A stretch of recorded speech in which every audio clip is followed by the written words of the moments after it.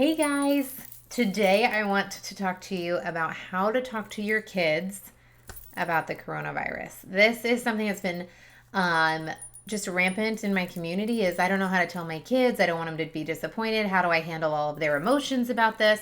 So today I just want to give you a few tips to help you through that.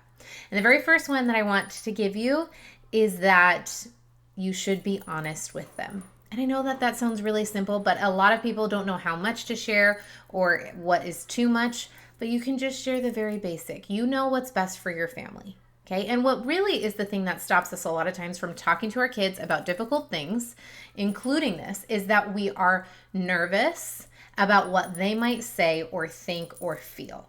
We don't want to frighten them. We don't want them to feel afraid. We don't want to tell them that soccer season is canceled because we don't want them to be disappointed, right? So my step number 2, first one, tell them the truth. Step number 2 is allow them to feel whatever it is that they feel. We do this, that sounds so basic again, and yet it is so profound because we train our kids not to feel things. Don't cry. It's not a big deal. Don't cry, right? But what you need to do in this type of situation is let them be disappointed. If soccer season gets canceled, that's disappointing. Just let them be disappointed. Mommy. If their play gets canceled, let them be sad. If your trip gets canceled, let them be upset. It is okay. If something happens, if they feel afraid, let them feel that. That is okay. There's nothing wrong with that. Okay, and here's my third tip is that kids are going to pick up and react based on your reaction. Kids are sponges. They get afraid because you are afraid. They look to you to see how they should be responding, right? So if you are anxious and fearful and worried, they will be anxious and fearful and worried, okay? But if you are calm and you are present and you are peaceful and secure, then they will also feel that way. That's the beauty of kids. They don't necessarily, and I know that a lot of us are struggling right now with how we are feeling about it, and that's completely fine. Listen to what I just said. Be honest with yourself.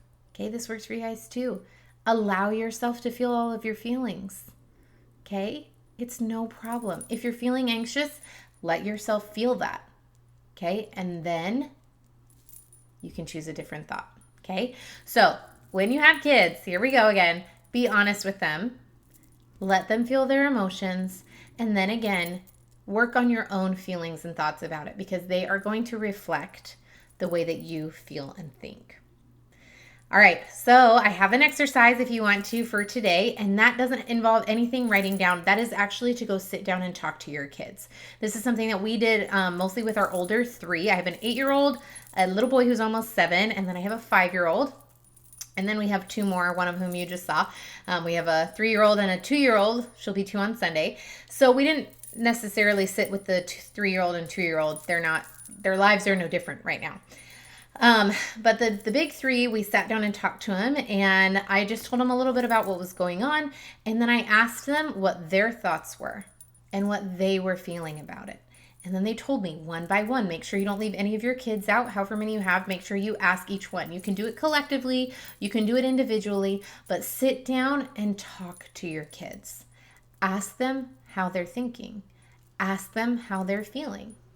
And then work through that with them. It's no problem. And don't be afraid to tell them if you're feeling the exact same thing or if you're feeling differently. My kids were not worried. And when I asked them why, they said, well, you're not worried. Kids mirror, okay? Everything is going to be just fine. That's my thought for you today.